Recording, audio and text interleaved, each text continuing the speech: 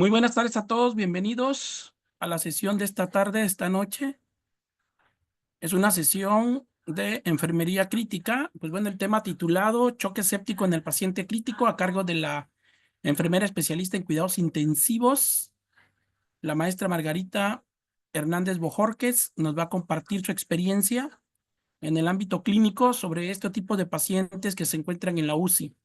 Y sobre todo estos pacientes pues necesitan un cuidado especial. Y pues bueno, vamos a iniciar con 10 participantes en la plataforma. Bienvenida, maestra, ¿ya me escucha? Buenas tardes, sí, buenas tardes.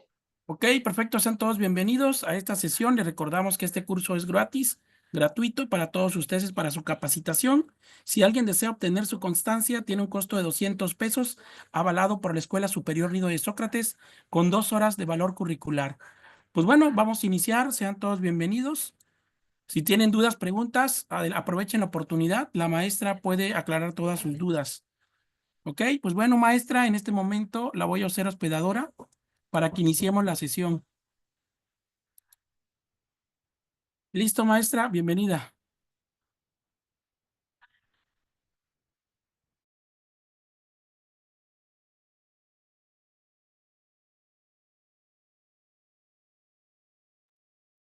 Hola, buenas tardes a todos. Me confirman que se pueda ver la pantalla y que corra la presentación, Buenas tardes, sí se ve. ¿sí? Ok. Bueno, buenas tardes entonces. Vamos a recordar este tema eh, sobre sepsis, choque séptico y para continuar con la prevención de infecciones asociadas a la atención de la salud.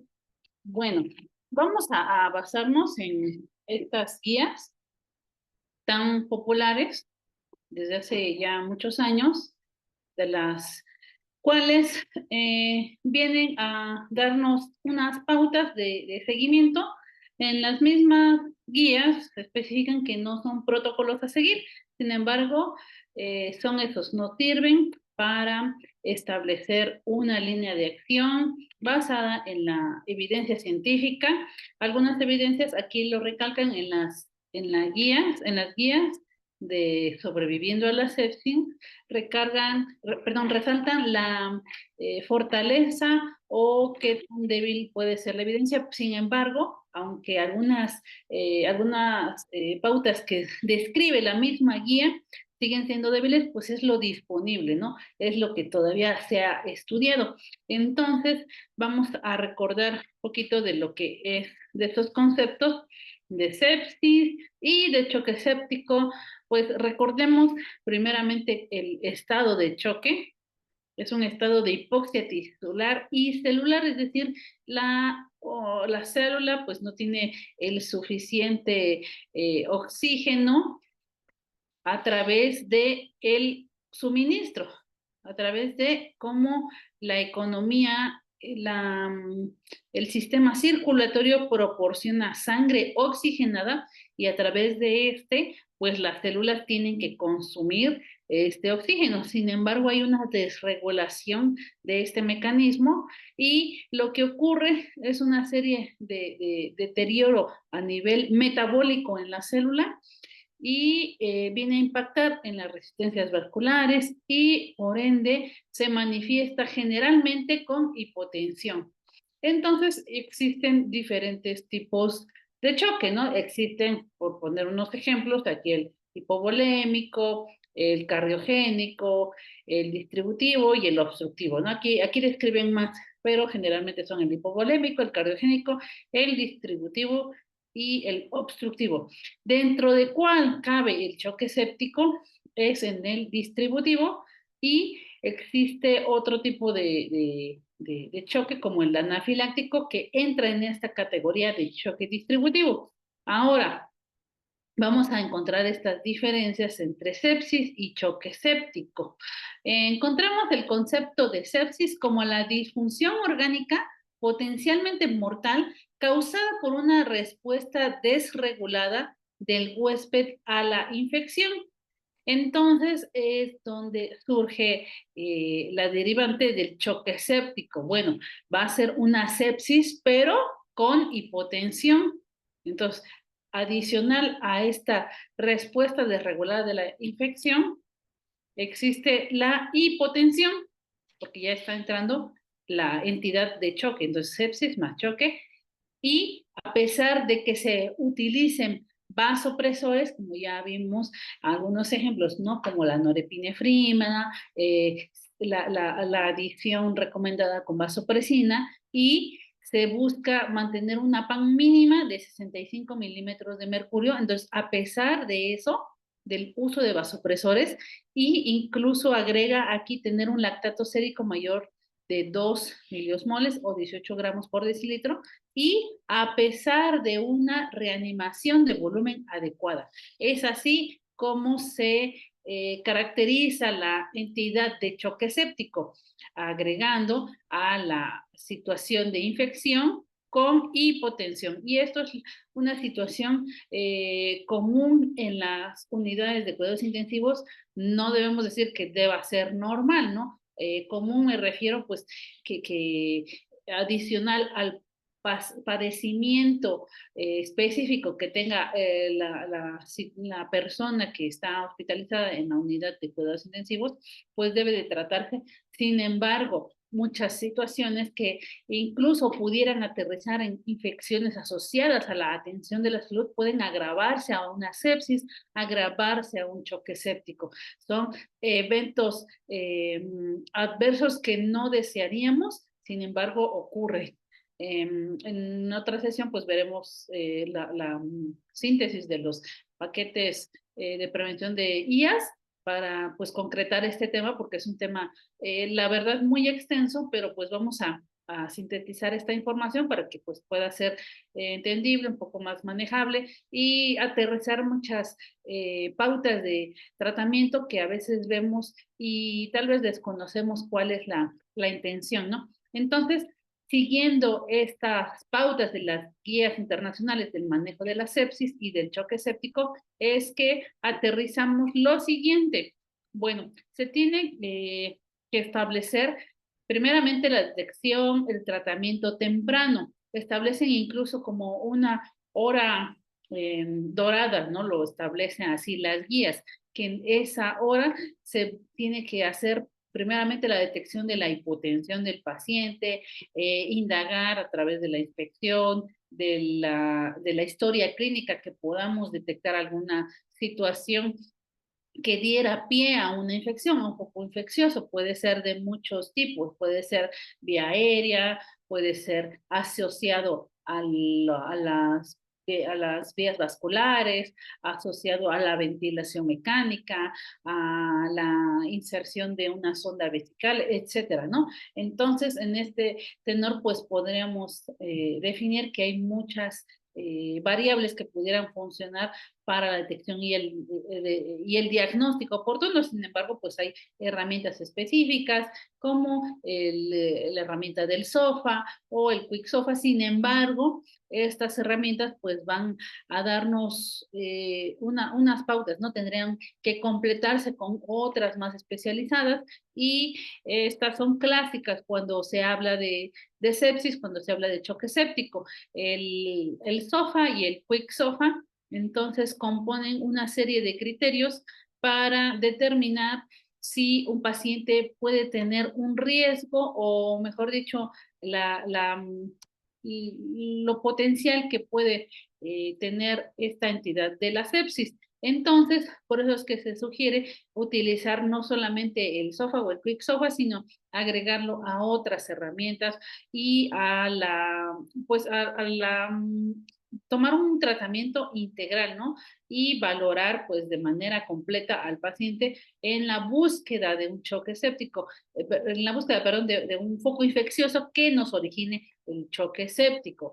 Ahora, decíamos en la definición, el lactato. Entonces, también se sugiere medir el lactato a través pues, de gasometría, a través de estas pruebas que se hacen para determinar a nivel metabólico cómo es que está funcionando. Entonces, un lactato mayor de 2, incluso la bibliografía refiere que dan mayor mortalidad a este tipo de pacientes. Entonces, son componentes que van a agravando la situación del paciente. Entonces, para esto es que tenemos estas herramientas, así muy brevemente, la que clásica que se utiliza el SOFA o el Quick SOFA. Se mide pues la valoración del nivel de conciencia, la tensión arterial sistólica y la frecuencia respiratoria, es como se van identificando hacia el deterioro general del paciente. ¿Por qué podemos decir aquí esto es bien importante? La presión arterial, y va a componerse con otra, lo que nos indica la guía, con las cifras de la presión arterial media. Una presión arterial media mayor de 65 serían sobre las metas que se buscan. Entonces, para esto vamos a instaurar una reanimación inicial. ¿En qué consiste? En que se determine de manera inmediata la hipotensión. Entonces, por esto es importante regresar a nuestros fundamentos, regresar a los signos vitales, a la determinación del cálculo de una presión arterial media, y a través de esto pues podríamos identificar el deterioro inicial, ¿no?, de un paciente. Entonces son situaciones que en cuestión de horas vienen a agravar el estado general del paciente. Recordemos pues que a lo mejor hay en la unidad de cuidados intensivos, pues ya los pacientes ya tienen, por lo general, ¿no?, ya tienen la ventilación mecánica instalada. Sin embargo, en otras áreas, antes de pasar a la unidad de cuidados intensivos, pues es importante detectarlo, ¿no?, en un área de urgencias, incluso en piso, identificar a través de estas ventanas, como por ejemplo la neurológica, determinaremos pues el estado de conciencia, ¿no? Y que se va a ver en decremento, incluso llega a los 13 puntos, podemos identificar que esta ventana neurológica ya está siendo afectada. ¿Por qué? Porque no tiene la suficiente presión para irrigar el cerebro, para proporcionar oxígeno, para proporcionar glucosa, y por ende el metabolismo necesario a las células de toda la economía del paciente, y obviamente las células cerebrales. Recordemos que el cerebro no tiene un repositorio, no tiene un mecanismo por el cual guardar glucosa, guardar oxígeno, como lo hace otros órganos, ¿no? Por ejemplo, el hígado, que no tiene esta capacidad de, bueno, no tengo, pues voy a metabolizarlo de alguna otra manera, no, sino es a través de la circulación y el flujo sanguíneo constante, a través del cual esta ventana neurológica, a través del estado de conciencia, nos podemos dar cuenta de esta situación inicial que está ocurriendo con el paciente, ¿no?, asociado a la infección. Ahora, la frecuencia respiratoria. Recordemos que el bulbo raquídeo ahí funciona en esta cadena de sucesos hacia la regulación que tiene el propio cerebro hacia el bulbo raquídeo, y establecer una respuesta de necesidad de hacer ese equilibrio de gases que tiene el organismo, y a través del cual ve necesario aumentar una frecuencia respiratoria, aumentar esa capacidad o esa necesidad del oxígeno, porque estamos recordando aquí el concepto de choque. Existe un menor suministro de oxígeno, pero realmente el consumo está siendo mayor. O sea, la célula está ávida de oxígeno, y el organismo, por lo tanto, no se lo puede otorgar porque tiene una presión arterial que es insuficiente para irrigar a los órganos. Esta es la clave del choque. Esto es la clave de lo que se busca romper a través de todas las pautas que vamos a ir comentando, ¿no? De la antibiótico-terapia, de la ventilación mecánica, del control de glucosa, de los corticoides, etcétera. Entonces, es muy, muy completo la guía. Sin embargo, pues aquí tiene recomendaciones fuertes y recomendaciones, pues, a lo mejor con menos evidencia. Sin embargo, siguen surgiendo en las guías de tratamiento. Entonces es así cómo se tiene que buscar una reanimación inicial, es decir, detectar, hacer un screening constante en los pacientes, desde cuando los describimos, ¿no? El estado del despierto, el estado de conciencia, si ha cambiado, si ha tenido deterioro, si el paciente tal vez no llegó en esa condición y está viendo en decremento la función neurológica. Para eso se tiene que determinar pues el estado de conciencia, el estado de respuesta y lo valoramos pues con Glasgow, ¿no? Ahora se tiene una pauta de tratamiento con administración de líquidos. Esto pues es importante para ver una respuesta o una, si la presión arterial es respondedora a volumen. Y esto pues podría darnos de manera inicial una presión arterial media que logre esa meta de mayor de 75. Hay una pauta para este tratamiento de la reanimación hídrica. Entonces tenemos estas pautas para, como lo sugiere, como lo recomiendan las guías, en 30 mililitros por kilo de líquido cristaloide. Entonces, dentro de estas primeras 3 horas de reanimación, se buscaría tener estas metas y qué es lo que sugiere? Completar el estado de hidratación, pero haciendo una valoración, pues obviamente integral. Se busca que estos parámetros pues no repercutan pues a nivel de los pulmones, que pudiéramos ocasionar pues ahí una lesión por la sobrecarga hídrica. Entonces, por eso es que se busca distribuir esta cantidad de líquidos para ver si es respondedor el paciente a volumen, es decir, que a través de pasándole cargas, el paciente suba su presión, ¿no? Sin embargo, pues si no ocurre respuesta favorable en esta reanimación inicial, se tiene que continuar a modificarlo, es decir, no podemos tener todo el tratamiento, las horas, los días, incluso al paciente pues con esta reanimación hídrica. Podemos darle ahí una sobrecarga de líquidos, lo que podría venir de manera contradictoria a lo que se busca, ¿no? Porque un paciente con mayor si está muy positivo en sus balances hídricos, en sus balances de los controles de líquidos, pues también incrementa la mortalidad.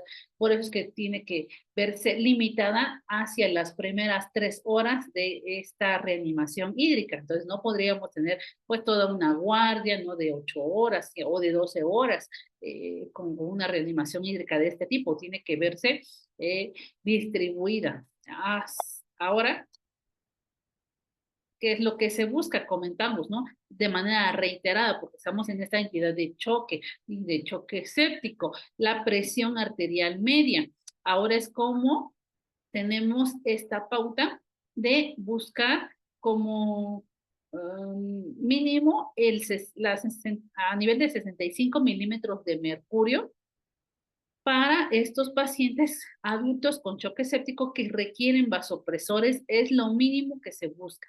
Ahora tenemos una entidad que existen basada en ensayos que no mostraron un beneficio con objetivos más altos. O sea, lo mínimo que buscamos es 65, lo permisivo, ¿no? Para permitir una presión que logre irrigar al cerebro, que logre irrigar riñones, que logre hacer la función de bomba del corazón hacia la economía del organismo. Entonces, mientras que un estudio también muestra una hipotensión permisiva con una PAM todavía de 60 a 65, no aumentó la mortalidad en comparación con la atención habitual. Pero pues lo que marca la evidencia fuerte, encontraremos en estas diapositivas, marcamos con negritas las evidencias fuertes y las que no son tan fuertes, pues no están referidas en esta diferencia, ¿no? De marcarlas con negritas. Por eso es que hice esta diferencia. Ahora, existen criterios en nuestro país para la admisión de los cuidados intensivos, pues tenemos la norma 025, basado en el modelo de funciones orgánicas. Sin embargo, pues existen consideraciones, ¿no? A lo mejor de otros países, pero bueno, en nuestro país nos marca esa norma. Y aquí lo que nos sugiere la guía es eh, hacer una admisión de los pacientes dentro de las 6 horas que se diagnostica el choque séptico. Es entonces donde se busca cumplir con las pautas de vigilancia estrecha hacia el seguimiento de estas recomendaciones, hacia los protocolos que tengan las propias unidades en las entidades del sector público, del sector privado. Entonces, cada una de las unidades de cuidados intensivos pues tendrá sus propias pautas.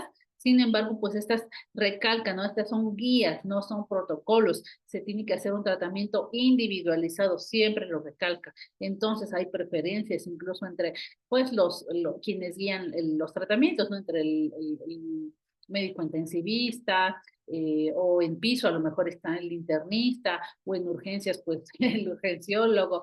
Entonces estas distintas visiones que tienen cada uno de ellos pues pueden compaginarse para aterrizar un tratamiento individualizado. Y es así como en el área de enfermería, pues ya nos lo prescriben y a nosotros tendríamos que tener cuidado de ese seguimiento. Y pues mientras más familiarizamos estén, pues podemos pues aterrizar la información de las indicaciones, porque a veces pues desconocemos por qué es que mandan corticoides, por qué es que se ve la desregulación de la glucosa asociada al corticoide, etcétera, ¿no? Entonces ahí podemos identificar algunas pautas de este tratamiento.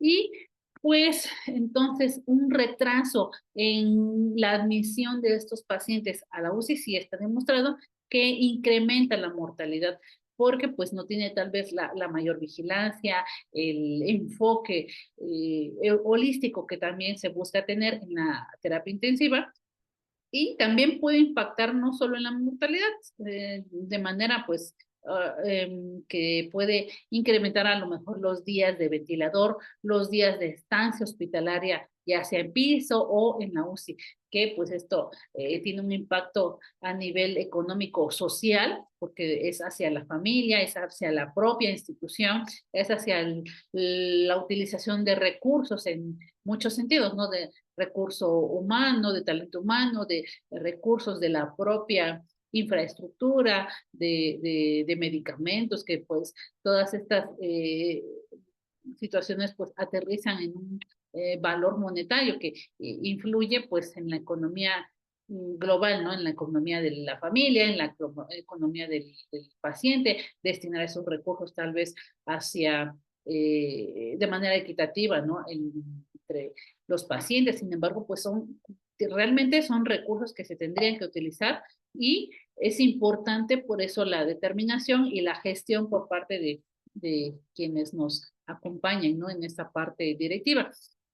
Ahora, se busca hacer un diagnóstico y el manejo de la infección de manera que se tenga una evaluación continua, que en estos pacientes donde se sospeche ya sea sepsis o choque séptico, pero que no tengamos una confirmación determinada a través, en el momento, ¿no? De un cultivo o de determinar de manera precisa tal vez por la guardia, tal vez por la hora, o apenas se va a tomar una muestra, apenas se va a tomar un cultivo, apenas van a tomar, a policultivar, ¿no? Al paciente. Entonces, podríamos tal vez no tener una precisión del choque séptico o incluso de los antimicrobianos o antibióticos que se pudieran utilizar de manera específica, ¿no?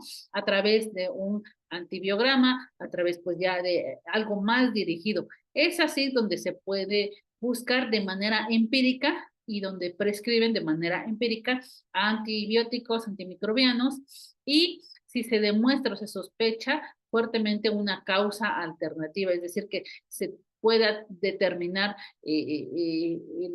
agravante del estado neurológico, del estado cardiovascular por la presión, si el paciente no estaba invadido y de manera inicial pues hicieron un procedimiento, pues se puede sospechar una infección y pues ahí seguir las pautas de tratamiento que tenga la unidad para determinado tipo de infección asociada a la atención a la salud, que pues recordemos de manera inicial tal vez algunas entidades no den esta respuesta tan rápida. Por eso es que es importante no tener dilación en los tiempos de detección, porque esta es una hora que le llaman la hora de oro, ¿no? O la hora dorada, donde se puede determinar a través de estas herramientas, como por ejemplo el SOFA o el Quick SOFA, la, la agravante, ¿no? Del paciente y que se puede buscar la reanimación hídrica, se tiene que hacer la evaluación continua, iniciar la suspensión de los antimicrobianos empíricos, pero con una pauta de un antimicrobiano específico. Es entonces donde si el paciente tiene una alta probabilidad de sepsis, si se administra un antimicrobiano de manera inmediata. Aquí he estado, como les marcaba, dentro de la primera hora de reconocer el choque séptico.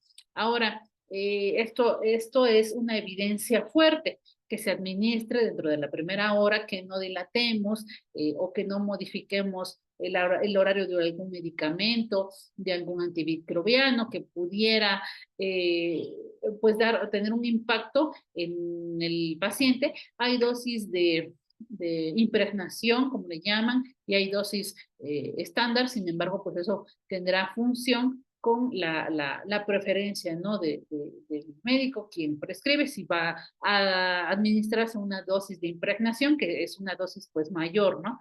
Y ahí distribuir las siguientes dosis con, pues, de manera más fraccionada, ¿no?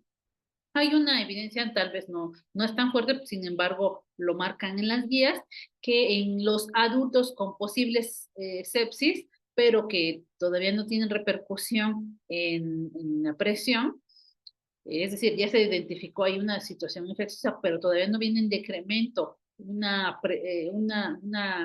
presión arterial menor de PAM de menor de 65, se sugiere el curso limitado en el tiempo de investigación rápida y si persiste la preocupación por la infección, la administración de antimicrobianos debe de ser dentro de las 3 horas. Es decir, podemos dar una pauta a establecer esta esta estabilización del paciente sin antimicrobiano, pero pues dando una pauta todavía en 3 horas, a diferencia que se tenga una administración rápida, que se busque tener esa respuesta del antibiótico. Y se busca también hacer una evaluación rápida de la probabilidad de las causas infecciosas versus las no infecciosas de esta enfermedad aguda. Entonces, buscar los focos infecciosos, perdón, que busquemos a través pues de cultivos, a través de el control de los invasivos que tenemos y obviamente la prevención de las subsecuentes infecciones asociadas a la atención de la salud, que pues esta es un tema bien importante que lo vemos, ¿no? En todas las sesiones clínicas, en todas las unidades, vemos esos temas. Ahorita vamos a recordar un poquito lo que nos marcan las recomendaciones básicas. Pero bueno, vamos a continuar con esto. Entonces, se busca una elección de estos antimicrobianos. ¿Cuáles tendrían que buscar cubrir? Primeramente, el estafilococo aureus resistente a la meticilina. Este es el que marca de manera inicial las guías, por sus siglas en inglés, lo abrevia como SARM. No tiene mucha diferencia, nada más que en español, pues sí, Staphylococcus aureus, resistente a la meticilina, y en adultos con sepsis o shock séptico, con alto riesgo de este estafilococo, se sugiere una recomendación fuerte usar antimicrobianos empíricos con cobertura hacia este estafilococo. Entonces, consecuentemente, pues se puede hacer una respuesta más dirigida hacia un antibiograma y pues ya determinar por medio del antibiograma cuál es el específico para ese paciente, ¿no? Sin embargo, pues es una entidad muy temida porque es resistente. Y ahora, ¿qué pasa con los organismos multiresistentes? Estos, pues, para pacientes con alto riesgo de organismos multiresistentes, se sugiere, recomienda la guía usar 2 antimicrobianos con cobertura gram negativa para este tratamiento empírico.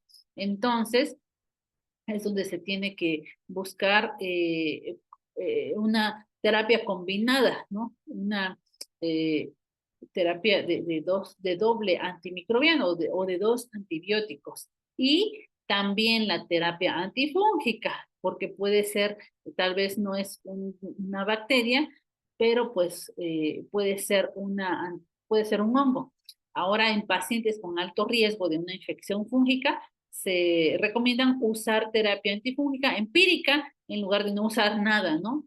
La guía no recomienda utilizar de manera empírica algún antiviral, porque aquí estamos hablando de bacterias y de hongos, pero los virus, eso no lo recomienda de manera empírica. Ahí sí tiene que ser una situación más dirigida. En cuanto a los antibióticos, pues buscar que tenga cobertura hacia Staphylococcus aureus resistente o combinarlo con 2 antimicrobianos con cobertura gram negativa o si tiene riesgo de alguna infección por hongos, se utiliza también de manera empírica, ¿ok? Entonces es así como vemos a nuestros pacientes, pues tienen múltiples terapias, ¿no? Combinadas de estos antibióticos.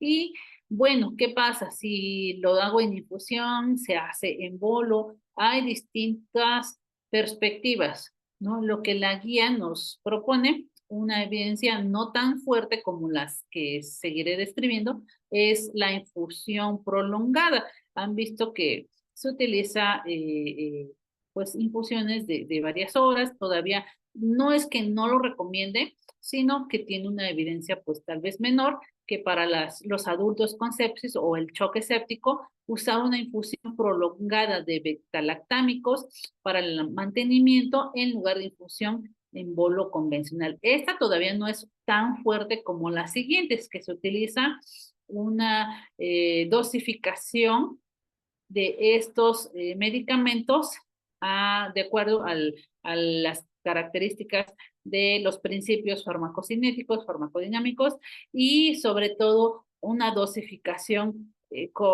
pues común hacia el paciente, ¿no? Entonces, si lo calculan por kilo, si lo calculan hacia una dosificación que esté, no sé, un esquema, por ejemplo, ¿no? Cada 24 horas o una dosis cada 12 horas o cada 8 horas. Vemos incluso pues pacientes que tienen beta-lactámicos, por ejemplo, ¿no? Vancomicina 2 gramos, ¿no? Meropen 2 gramos. Entonces, estas pautas todavía pues se pueden seguir dosificando y obviamente el control del foco buscar, identificar o excluir de manera que se determine por medio de un diagnóstico anatómico específico, es decir, vamos a hacer una búsqueda intencionada, una inspección, porque a veces solo queremos irnos a la historia clínica, a las hojas de enfermería, o al papeleo, ¿no? Y de manera que no se determina por medio de la inspección dónde es que está ocurriendo un foco infeccioso. Si el paciente tiene una herida quirúrgica, pues bueno, pueden, puede suponerse, ¿no? Que tenga una infección relacionada a la herida quirúrgica. Sin embargo, pues sirve hacer policultivos del paciente, pero obviamente tener una identificación específica de ese foco infeccioso que pues requiera de un control, de cualquier intervención de control establece aquí, a lo mejor dice aquí sea una situación, a lo mejor si es una situación relacionada con una herida quirúrgica, bueno, a lo mejor los antibióticos no me van a servir para eso nada más y tengo que agregarle un tratamiento adicional, ¿no? A lo mejor un lavado quirúrgico, un debridamiento, determinar que a lo mejor necesita retirar ese material purulento, retirar a lo mejor una prótesis, ¿no? Hay a lo mejor situaciones en las que pudiera infectarse los tejidos blandos, ¿no? En alguna cirugía, ¿no? En alguna herida quirúrgica mayor. Ahora, en adultos con sepsis o con shock séptico, se recomienda la retirada rápida de los dispositivos de acceso intravascular que sean una posible fuente de sepsis o shock séptico, después de que se haya establecido otro acceso vascular. Es donde nosotros como enfermeros a veces no logramos entender, ¿no? Que al paciente con difícil acceso, pues le retiran un catéter, pero ya tiene doble vía, ¿no? A lo mejor tiene un central y tiene uno de línea media o tiene un PIC, entonces, y le retiran uno y tal vez para nosotros enfermeros pues era más eh, cómodo, ¿no? Más fácil manejar cierto tipo de catéteres y a lo mejor no entendemos estas decisiones, ¿no? Estas pautas que guían, pero por eso es importante estar informados, ser conscientes de que esto es dinámico, de que no podemos hacerlo a nuestra comunidad, sino esto es un riesgo para el paciente. Entonces, en los cultivos, pues ahí está a veces colonizado, ¿no? ¿Qué hace una bacteria de E. coli en un catéter central donde se supone que el manejo tiene que ser aséptico, donde desde la inserción, desde el uso de barrera máxima, desde la curación, las pautas que nosotros debemos tener hacia la prevención de estas infecciones, muchas veces no las aterrizamos en que pueden impactar en la salud o en la vida o muerte, ¿no? Del paciente. Es así que pues el control del foco es importante junto con tener una conciencia de que estos dispositivos de acceso vascular pues no pueden ser continuos, ¿no? No pueden ser eternos, porque tienen obviamente un potencial de convertirse en un foco infeccioso, ¿ok?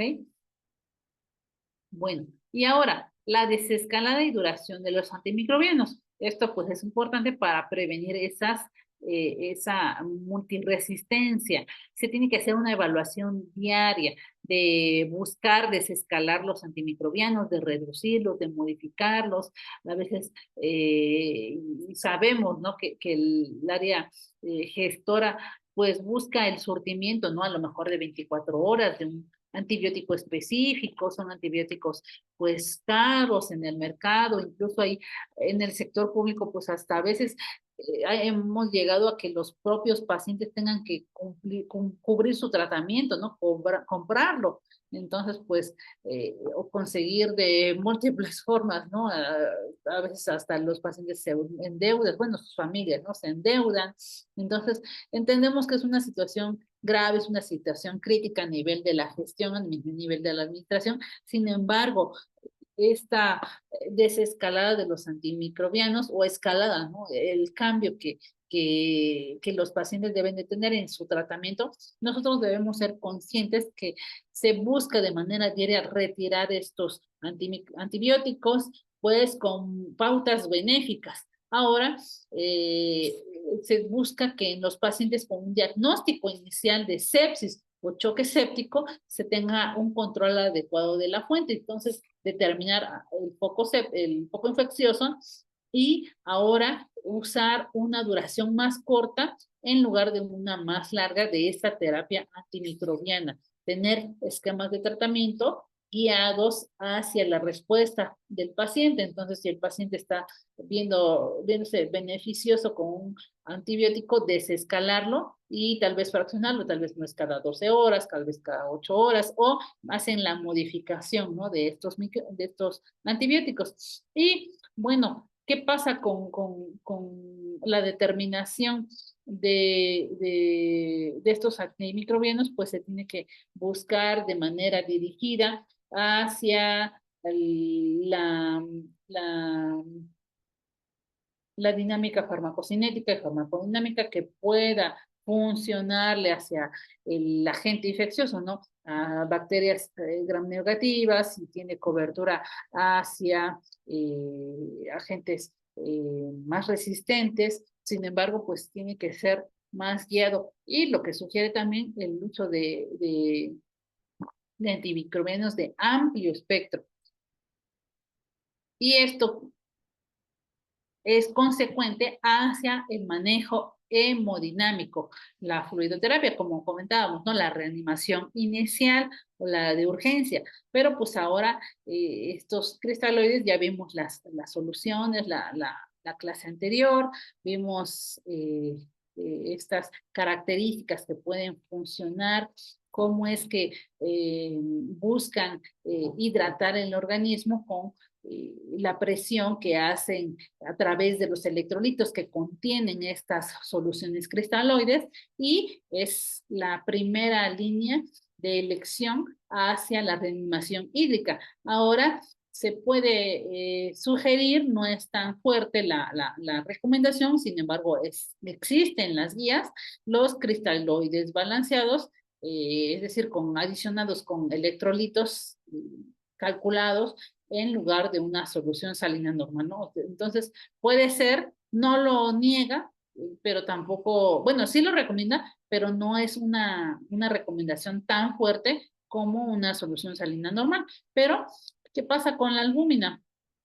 En pacientes se puede administrar con pacientes que tienen grandes volúmenes de cristaloides, entonces no lo prohíbe, pero sí es una evidencia tal vez más débil, a diferencia de lo que sí no sugiere, ¿no? Entonces, no, bueno, se lo recomienda que no usar los almidones o no usar las gelatinas para la reanimación. Eso sí, es una pauta de evidencia fuerte y junto con los cristaloides que sí se deben de utilizar para el control hemodinámico, ¿no? Y buscamos ahí una PAM, pero o sea, eso es lo que debemos de recordar, la PAM que sea mayor de 65 milímetros de mercurio. Ahora, ¿qué pasa si no es respondedor a volumen? Podemos utilizar pues agentes vasoactivos, vasopresores, determinamos pues la norepinefrina como la primera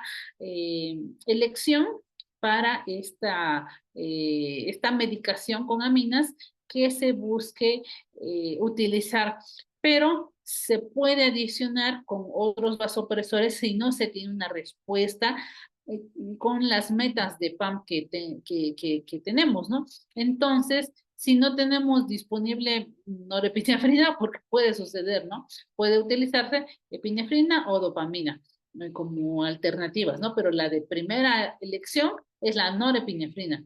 Ahora, si no se logra la PAM perfusora con norepinefrina, se puede agregar vasopresina. Esa es una pauta que es común, ¿no? Que determinamos, bueno, porque tiene doble amina, entonces tiene norepi con vasopresina. Es una pauta común que está marcado pues en estas guías y pues de manera general se inicia una dosis de 0.25 a 0.5 microgramos kilo minuto, ¿no?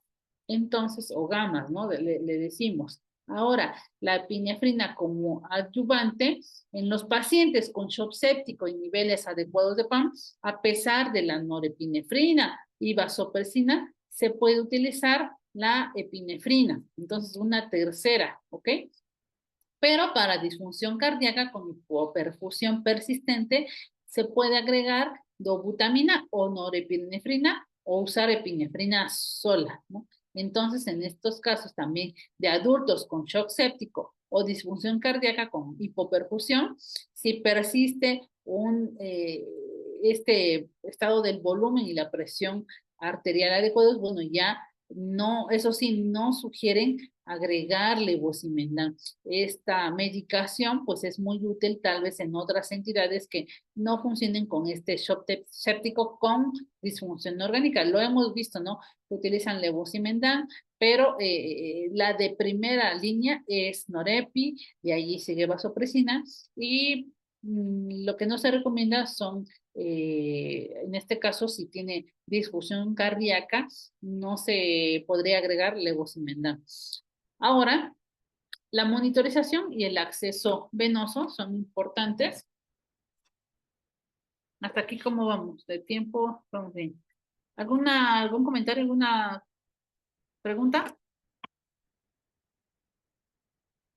Bueno, la monitorización, ¿qué es lo que nosotros como enfermeros estamos vigilantes de manera constante? Porque a veces vemos esta práctica de los signos vitales como pues una situación rutinaria, una situación que nos puede ser tal vez tediosa, sin embargo, es clave para la detección de muchas cosas. No, a lo mejor no solamente estoy detectando la presión, la temperatura, estoy detectando también a través de acercarme al paciente, a través de esta acción que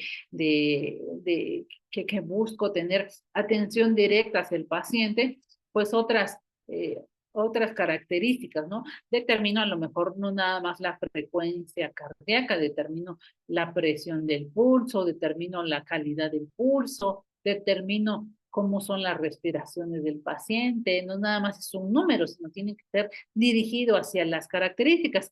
Pero pues en la entidad, en la unidad de cuidados intensivos tenemos esta pues disponibilidad, ¿no? De hacerlo más invasivo, de tener recursos más sofisticados de manera tecnológica. Sin embargo, pues no podemos dejar de lado lo que nosotros a través de nuestros sentidos podemos adquirir.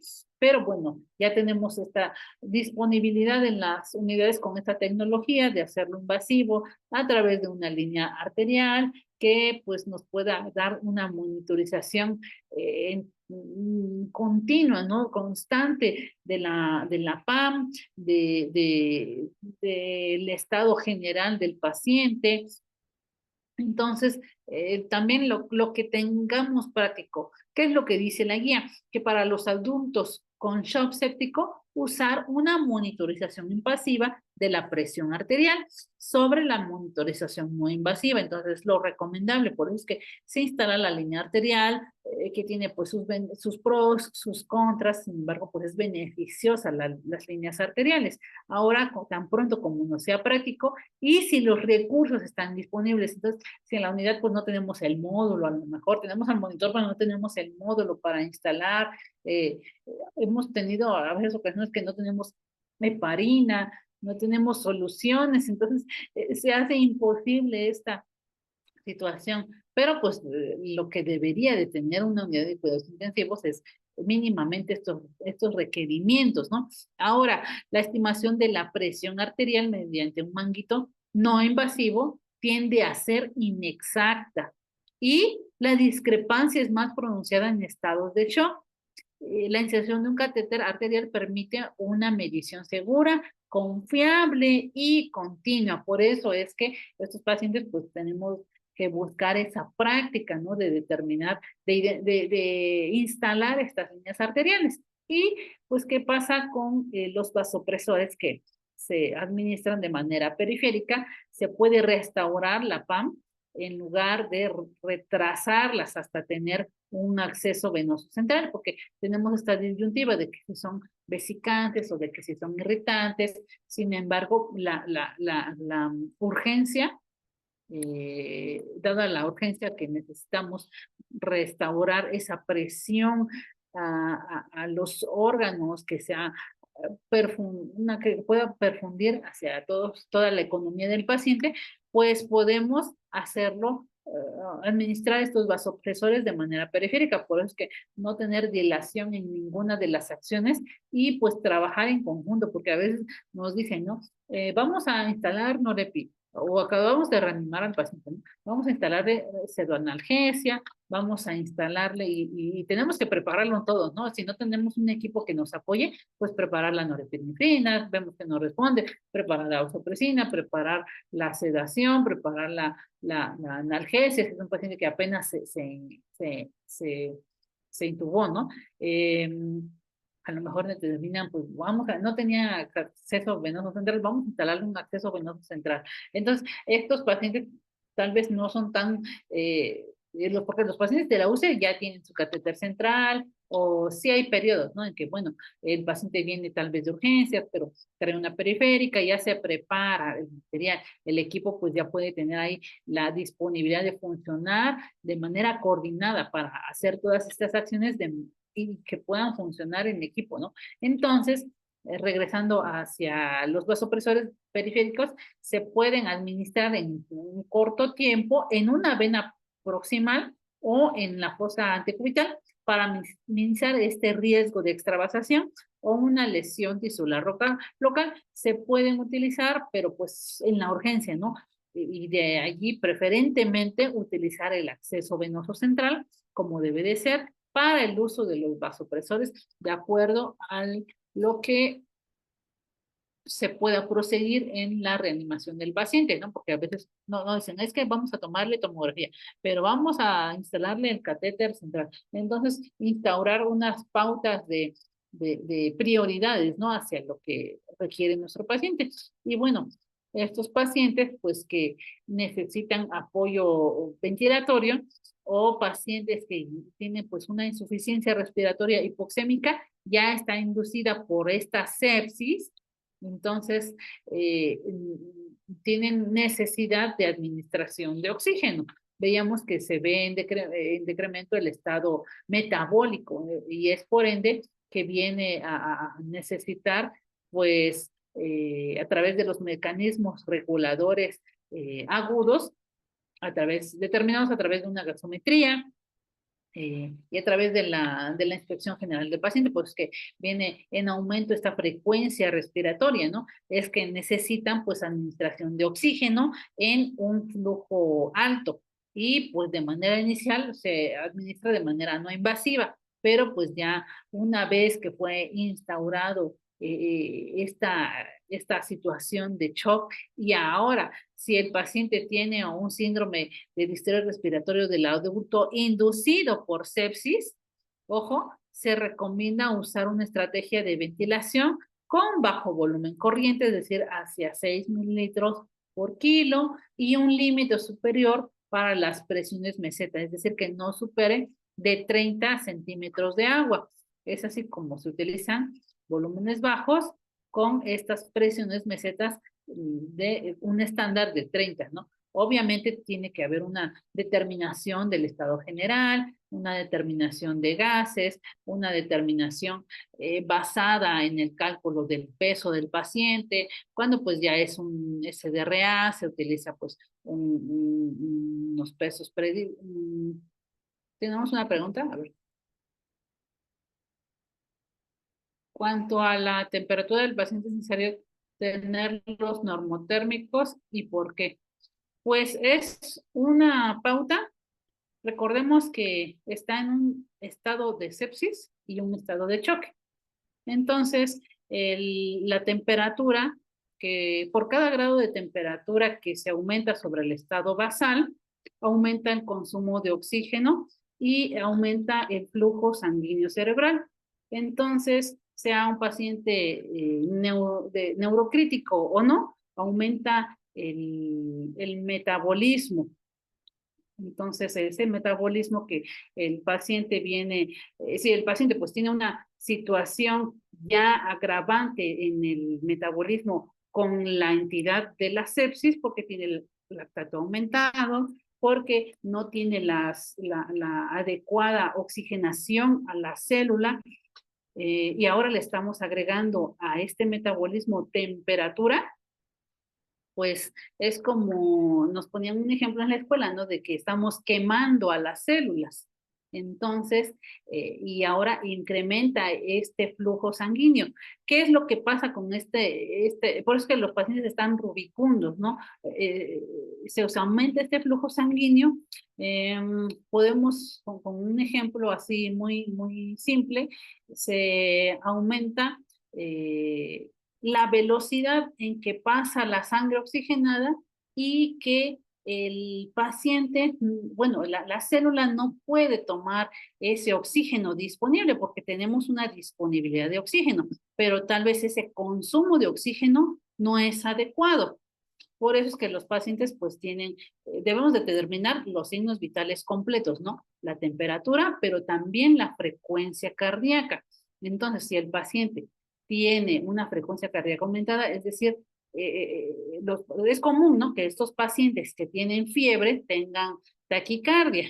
Entonces, le estamos aumentando el factor de que esta sangre está pasando más rápido, pero no es una sangre que perfunda la célula. Una cosa es la velocidad, ¿no? Y otra cosa es la presión. Entonces, no estamos asegurando que la perfusión hacia la célula, hacia los órganos, sea la adecuada, porque el flujo sanguíneo está siendo aumentado y también aumenta por cada grado de temperatura, aumenta el metabolismo cerebral. Entonces puede haberse aquí algún deterioro neurológico pues causado por la temperatura, ¿no? Que está incrementado. Entonces hay pacientes que llegan a tener 40, 42 grados de temperatura en la UCI.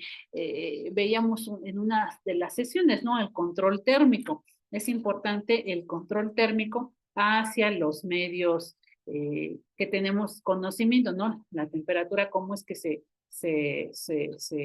regula a través del bulbo raquídeo, pero también tenemos los medios de pérdida y de ganancia del calor, ¿no? A través de la convección, de la conducción, de la radiación. Entonces, si tenemos a nuestro paciente cubierto, pues difícilmente perderá calor. Tendríamos que utilizar medios físicos, tendríamos que utilizar antipirético, no podemos utilizar estas pautas de agua con hielos, ¿no?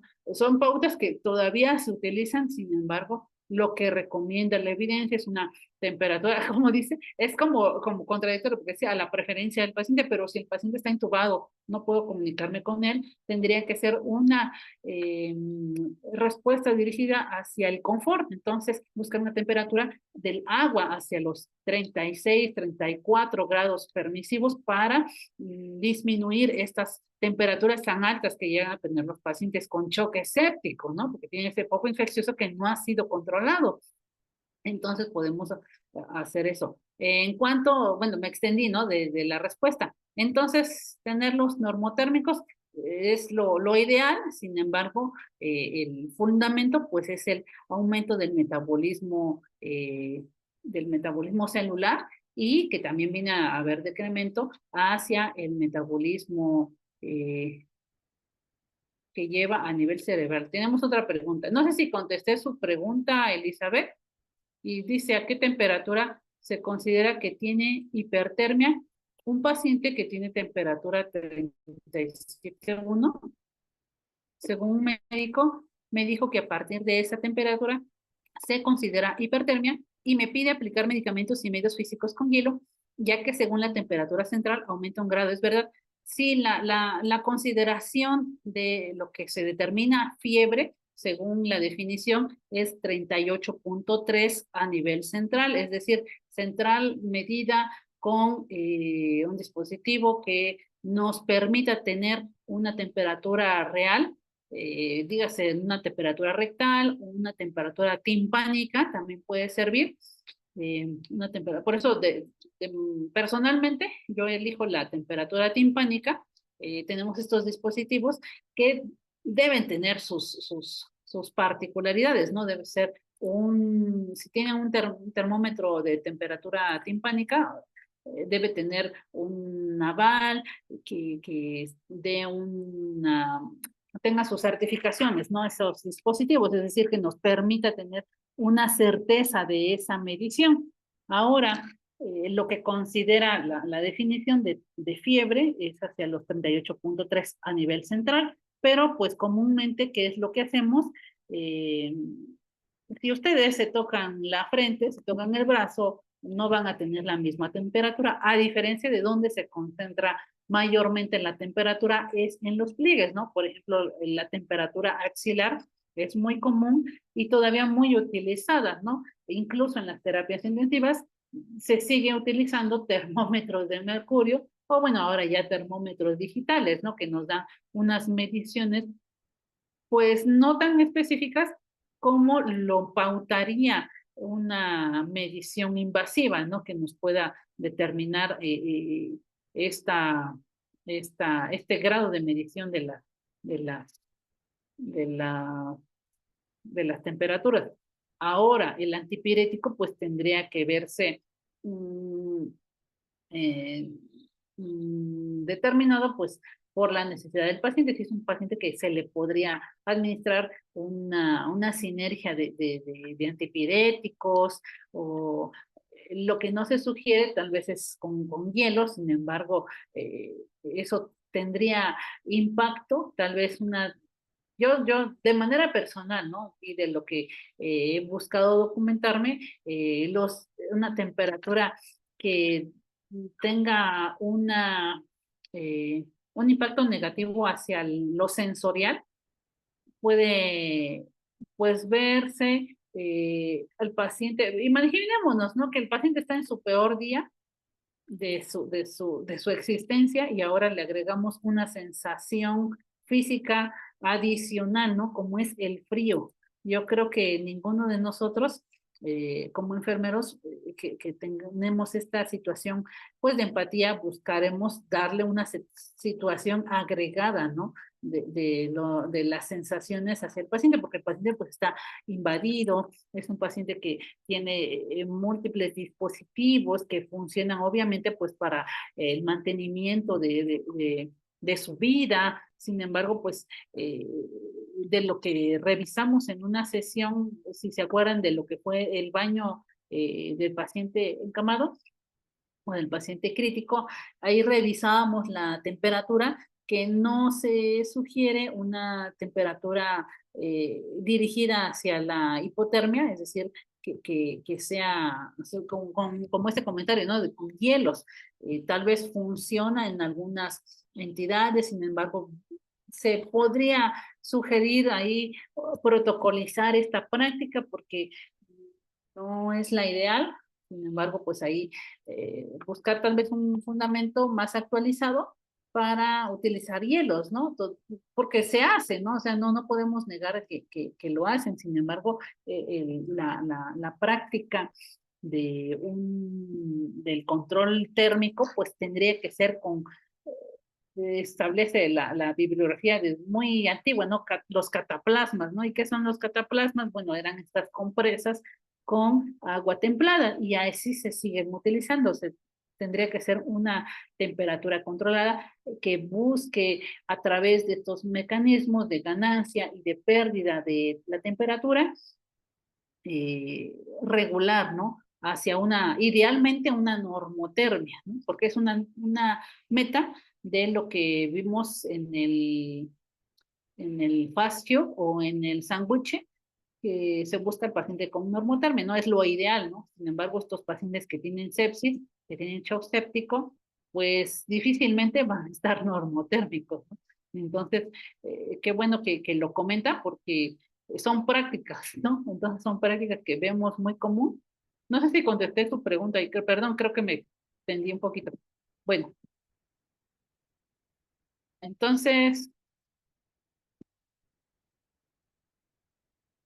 bueno, y ahora, si el paciente ya tiene síndrome de distrés respiratorio, que pues consideren ya sea moderado o severo, pero que está inducido por esta sepsis, sugieren utilizar un PIB más alto sobre un PIB bajo. Entonces, por eso encontramos a estos pacientes con PIBs de mayores de 8, de 10, que pueden tener otras, bueno, tienen esta alternativa para las maniobras de reclutamiento tradicionales. Entonces, recordemos el alveolo que está a través del nitrógeno, pues está someramente el ácido escómendo no está infladito y ahora si tenemos ese síndrome de distrés respiratorio, pues lo puede depletar. ¿Qué es lo que busca el PIB? Pues mantenerlo infladito, ¿no? Así como puedo darles como este ejemplo, mantener ese PIB, mantener esa elasticidad del propio alveolo y que pues funciona a través de estos mecanismos de la presión que vamos a otorgar a través del PIB. Y, es decir, esta presión positiva al final de la expiración, es decir, que cuando el paciente expire, a través de, obviamente, la ventilación mecánica, pues no se deplete o no se colapse el alveolo. Y tener una ventilación en posición prona es una de las recomendaciones, pues, que siguen surgiendo y lo vimos con COVID, que siguen dándose en la práctica, ¿no? Que tienen que hacerse esta recomendación, es una recomendación con una evidencia fuerte, y tener al paciente en posición prono. Y pues lo que recomiendan es más de 12 horas diarias, ¿no? A veces los protocolos institucionales, los recursos tal vez no sean posible lograr tener un paciente en posición prono por mucho tiempo, sin embargo, pues es lo recomendable. Y ahora y también existe una recomendación de los bolos intermitentes de bloqueadores neuromusculares sobre la infusión continua. Entonces, si tienen ahí la medicación indicada, pues esta es la razón, ¿no? Para mantener al paciente relajado. Ahora, una oxigenación por membrana extracorpórea. Ya hay mucha información sobre el ECMO, hay mucho que revisar sobre ECMO. Sin embargo, pues tiene que ser en un centro especializado, por personal especializado que sepa el manejo de esta terapia, porque pues no es una terapia que sea común y obviamente no está disponible en todas las unidades de cuidados intensivos donde las tienen. Tal vez me tocó ver en una unidad donde de tercer nivel donde tenían el ECMO ahí empolvado, entonces lo utilizaban obviamente cuando el recurso era necesario. Entonces no es una práctica que sea rutinaria, ¿no? Es una práctica que tiene sus riesgos, pero obviamente tiene está dirigido su objetivo, ¿no? Para el mejoramiento de estos pacientes. Y en adultos con síndrome de distrés respiratorio del adulto severo, inducido por sepsis, sí sugieren utilizar el ECMO venoso y una ventilación mecánica convencional. Si es que falla, se utiliza este recurso del ECMO. Y como les comentaba, debe tener el uso de este ECMO con personal especializado, donde el centro pues esté disponible, porque requiere un equipo específico y obviamente un protocolo para su manejo adecuado. No es un recurso pues millonario, es un recurso de alto costo y es una terapia pues muy completa, pero también compleja, ¿no? Para las unidades. Y a estos pacientes, si es importante y generalmente se discute antes de la iniciación del ECMO, se considera algunos factores como la edad, las comorbilidades y la duración de la ventilación mecánica previa, es decir, si va a ser beneficioso el ECMO, entonces también tiene sus criterios para su utilización. Y bueno, ¿qué es lo que dice a través de las terapias adicionales como el uso de los corticosteroides, como, bueno, las terapias adicionales como perdón, la polimedicina, como la transfusión restrictiva? Bueno, establece el uso de los corticosteroides, pero con unas pautas tal vez no de guía que recalca, ¿no? No es un protocolo, sino son guías para el tratamiento. Tiene que verse pues el beneficio hacia el paciente que va a tener este uso de corticosteroides. Si no, pues tendría tal vez que utilizarse una medicación que pueda ser beneficiosa. Si va a tener tal vez más agravantes que esta medicación, pues no utilizarla. Entonces, no es que sea forzosa, ¿no? Por eso es que lo marca mucho la guía, son recomendaciones, no son protocolos, porque pues vendría, obviamente, la guía marca, me parece que son 96 recomendaciones, sugerencias. Sin embargo, puede existir en algunas de ellas actualización. Fíjense, esta guía es desde el 2021. Con COVID tienen todavía sus actualizaciones, Pero bueno, ¿qué es lo que marca con la hidrocortisona? Es una medicación que se administra de manera común, ¿ok?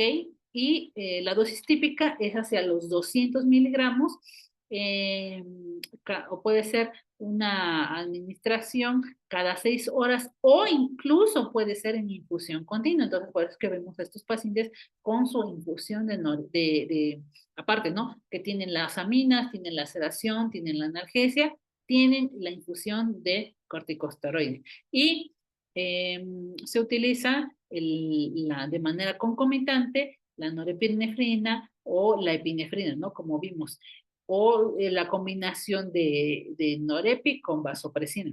Y establece que el uso de los corticosteroides aumenta los días libres de vasopresores en 1 día y medio en promedio. Es decir, si estos pacientes tuvieran hidrocortisona, puede reducirse 1 día y medio de tener aminas, ¿no? Entonces, esto es parte de las conjeturas que han realizado a través de estos estudios, a través de reunir estas evidencias con estas guías para el shock séptico. Y en adultos con shock séptico, con un requerimiento continuo de terapia con vasopresores, sugerimos utilizar corticosteroides IV y el panel consideró, ojo, los efectos deseables, que es la resolución del shock y los días libres de vasopresores.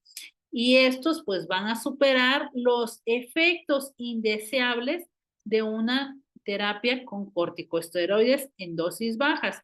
Es decir, pues pueden verse depretada la función de las glándulas suprarrenales, el metabolismo también de la glucosa, puede verse incrementadas las cifras de glicemia. Estos pueden ser algunos efectos indeseables de los corticosteroides, pero el beneficio es mayor porque pues van a resolver el shock y van a disminuir los días que tengan los pacientes vasopresores. Por eso es que se tiene que hacer ahí un análisis de la posibilidad de continuar un tratamiento con hidrocortisona.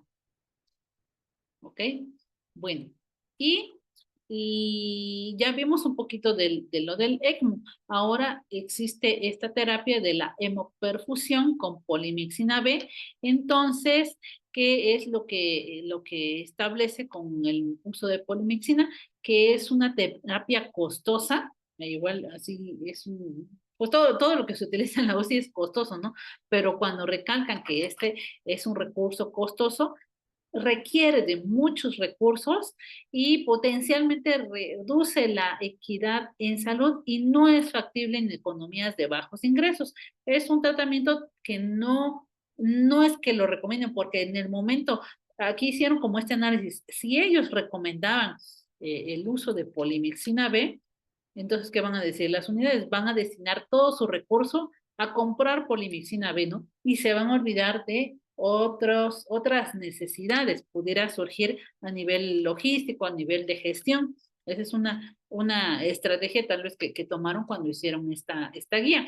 Ahora, la estrategia de la transfusión restrictiva. Bueno, para adultos con sepsis o shock séptico, utilizar una estrategia de transfusión restrictiva. No es una transfusión masiva, tal vez como en otros tipos de shock, ¿no? Como en un shock hipovolémico que se transfunden y se hace una transfusión masiva.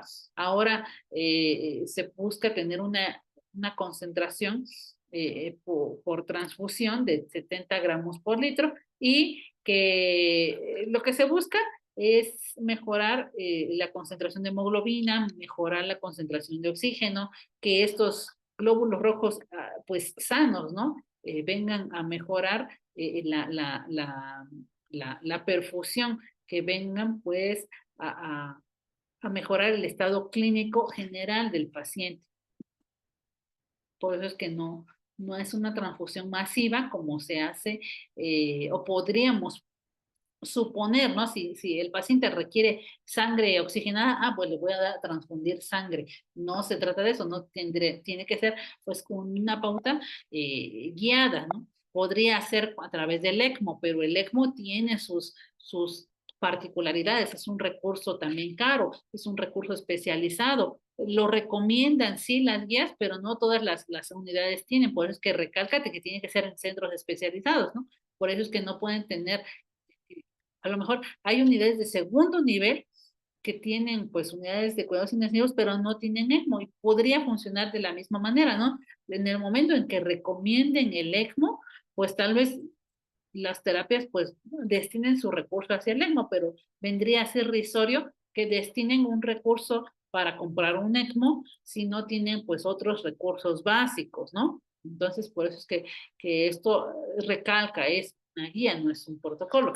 Ahora, las inmunoglobulinas y la profilaxis de la úlcera por estrés, bueno, para los pacientes con shock no sugieren utilizar la inmunoglobulina intravenosa, tiene que ser relacionada hacia el tratamiento, pero específicamente para shock no es específico. ¿Ok? Ahora, la profilaxis de úlcera por estrés en estos pacientes que tienen factores de riesgo de sangrado gastrointestinal, se sugiere que utilicen la profilaxis de úlcera por estrés, pues puede ser ahí a través de inhibidores de la bomba de potasio, pues con omeprazol, se tiene que tener esta necesidad del riesgo de sangrado gastrointestinal, si no, pues tal vez no se podría omitirlo en algunos pacientes ya de cajón tienen su omeprazol, ¿no? Pero sí tienen estos riesgos. Y ahora vamos a ir pasando hacia eso es lo que les comentaba, ¿no? Si esta profilaxis de úlcera por estrés es una situación relativamente económica, hacer esta administración de esta medicación por profilaxis, y es un recurso limitado, es aplicable a estos países que tenemos economías con bajos ingresos, mientras, ojo, que las inmunoglobulinas sí son costosas, ¿no? Y pueden no ser costo efectivas. Entonces, eso hasta la dirección del paciente, ¿no? Del estado hemodinámico, del estado hemodinámico, y esto dirigido hacia la profilaxis de la úlcera por estrés. Ponen estas divergencias, ¿no?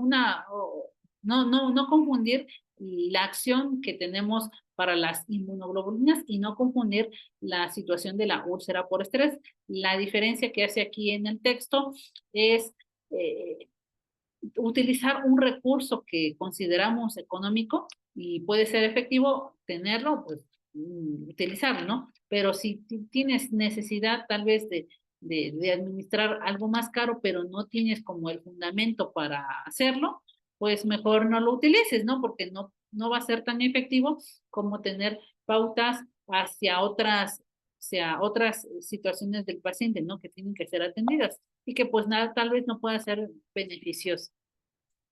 Y esto sí, esto es importante, ¿no? La profilaxis del tromboembolismo venoso. Entonces ya hablábamos igual en una ocasión cuando hablamos del sanguche, del abrazo rápido, la profilaxis tromboembólica, ya sea por medios farmacológicos o por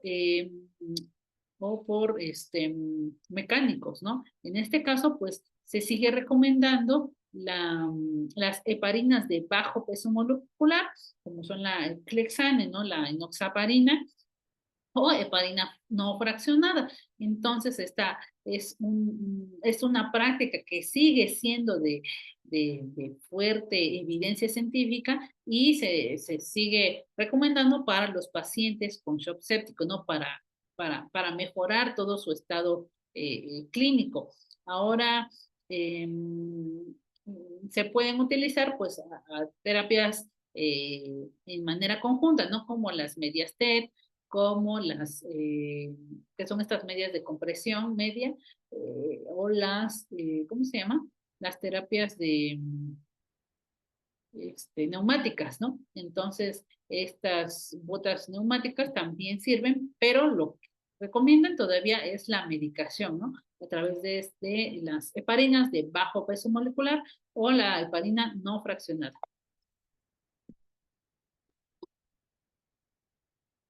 Y Bueno, en los pacientes que tienen lesión renal, ya sea si es aguda, sí sugieren utilizar una terapia de reemplazo renal continua o intermitente, como ya vimos, ¿no? Una hemodiálisis o el prisma, de acuerdo a las indicaciones específicas de esta terapia de reemplazo renal continua o ya sea intermitente, en alguna de estas dos, y pues si son indicaciones definitivas para el reemplazo renal, pues dice, sugerimos no usar terapia de reemplazo renal. Entonces tendría que ser una terapia pues ya dirigida hacia un tratamiento crónico, ¿no? Pero en el momento agudo de la lesión renal, lo que recomiendan es que sea continua o sea intermitente, como ya vimos, y obviamente tener una consideración hacia el estado general del paciente, como es el balance hídrico de electrolitos, del estado ácido-base y de los síntomas urémicos. Entonces, estos pacientes que pueden convertirse en pacientes de lesión renal, tener esta consideración hacia estas particularidades que siempre vamos a ver en los pacientes renales. Por eso es que no es, no tiene que ser el uso rutinario de los corticosteroides, sino que tiene que verse los beneficios de los corticosteroides y los efectos tal vez adversos o efectos no deseados que pudieran impactar, ¿no? en el riñón. Y obviamente el control glucémico para los adultos con shock séptico establecen una terapia con insulina o con una glucosa metas que si están superadas por los 180, pues ahí se utiliza la insulina. Las metas pues tendrían que verse en menos de 180 y busca evitar una hiperglucemia severa, ¿ok? O en el caso contrario, evitar una hipoglicemia. Ahora es importante que dosifiquen la insulina de acuerdo a un esquema o al protocolo que tengan específico en sus unidades para el control glucémico. Tenemos entonces esta terapia cuando indican tal vez una administración de insulina, ya sea en dosis fraccionadas o por vía subcutánea, o incluso si llegan a tener pues requerimiento de una infusión, pues sería sobre estos valores de 180 y se busca un rango objetivo de 144 a 180 tras iniciar esta terapia de insulina y evitar cifras más bajas, ¿no? Que pueden depletar y llegar a hipoglucemia y obviamente deteriorar la función neurológica. ¿Cómo vamos de tiempo? Sí. Bueno. Otro tratamiento que pues está todavía en discusión, pero que en las guías establece como no utilizar la vitamina C para adultos con sepsis o shock séptico. Entonces, algunos argumentan que el metabolismo del colágeno y del ácido ascórbico tienen una acción beneficiosa hacia las células, pero todavía dentro de la evidencia que sigue siendo débil, pero es una evidencia que ya está, que está disponible, no la sugieren, ¿no? No sugieren utilizar la vitamina C intravenosa. Y el bicarbonato, bueno, si estos pacientes tienen alteración metabólica, eh, porque estamos hablando de una entidad de shock, ¿no? Pero pudieran tener algunas otras situaciones derivadas o provenientes de su tratamiento, de su padecimiento inicial. Pero ¿qué pasa con esto, con el bicarbonato? Todavía existe discusión en esto, pero ¿qué es lo que la guía nos marca? Que para shock séptico y acidemia láctica inducida por hipoperfusión, recordemos que estamos en un estado de choque, que no tenemos no tenemos asegurado una perfusión hacia las células, no tenemos esta dinámica adecuada de oxigenación y de metabolismo. Entonces, aquí dice que sugieren no usar terapia con bicarbonato de sodio para mejorar la hemodinamia o reducir los requerimientos de vasopresores. Bueno, ya si entran en algún otro protocolo o algún otro algoritmo como es en uno de RCP o de manejo de electrolitos, pues bueno, ya será más específico. Pero referente a shock séptico y acidemia láctica, no recomiendan utilizar bicarbonato de sodio para shock, ¿no? Para mejorar la hemodinamia. Entonces, tal vez para mejorar valores de electrolitos, ahí tal vez lo utilicen, pero específicamente para shock no lo recomiendan. Y ahora con la acidosis metabólica severa, recordemos, igual, estamos en la entidad de shock, estamos en la entidad de esta desregulación metabólica. Entonces, ¿qué pasa? Puede existir acidemia metabólica severa, es decir, tener un pH menor a 7.2. Recordemos que pueden tener eh, lactato mayor de 2. Entonces, ¿qué pasa con la lesión renal aguda? Que ya tienen una KIN 2, una KIN 3. Pues dice aquí, es como eh, contradictorio, porque aquí dice, sugerimos usar terapia con bicarbonato de sodio, pero tienen su particularidad, porque en esta era la acidemia láctica, ¿sale? Y en esta es acidemia metabólica. Entonces, aquí tenemos valores del lactato mayores, ¿ok? Y en este caso, dice acidemia metabólica severa, está dirigida hacia el pH y la lesión renal aguda. Por eso es que es un tratamiento, ¿cómo decirlo? Complejo, pero tiene que ser un tratamiento minucioso. Y la nutrición enteral, ¿qué pasa con las necesidades? Tenemos pues las guías de ASPEN y las ESPEN para la nutrición en los pacientes críticos. ¿Y qué es lo que recomienda ahora las guías de sepsis o de surviving sepsis? El inicio temprano dentro de las 72 horas de la nutrición enteral es concordante con las guías ASPEN y con las guías ESPEN de nutrición en el paciente crítico. Se movió, perdón.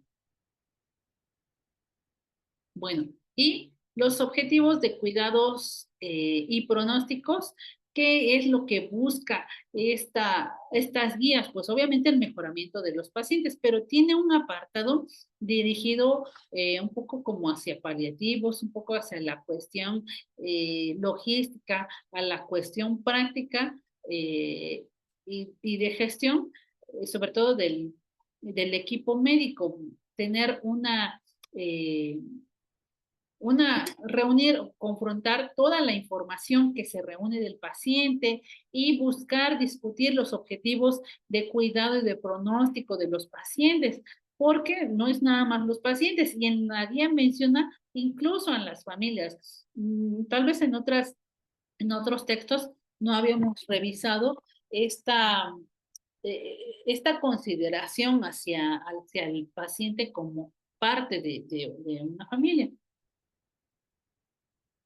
porque en la realidad, pues, esta parte de la humanización, de no ver únicamente al paciente como alguien que responde hacia un tratamiento o no, sino verlo de manera global, y utiliza un apartado con una evaluación individualizada, considerar todos los factores pronósticos a través de distintas escalas, a través de distintas herramientas que de manera global le van a dar pues mayor mortalidad y supervivencia al paciente, ¿no? Como la salud previa que tenía, la calidad de vida, el pronóstico, la respuesta que puede tener hacia el tratamiento, porque es muy distinto que, ejemplo, ¿no? Determinen la utilización de un ECMO o de utilizar una terapia de reemplazo renal continua en un paciente, por poner un ejemplo, ¿no? No es por discriminar, ¿no? Pero en un paciente de 90 años a un paciente de 18 años.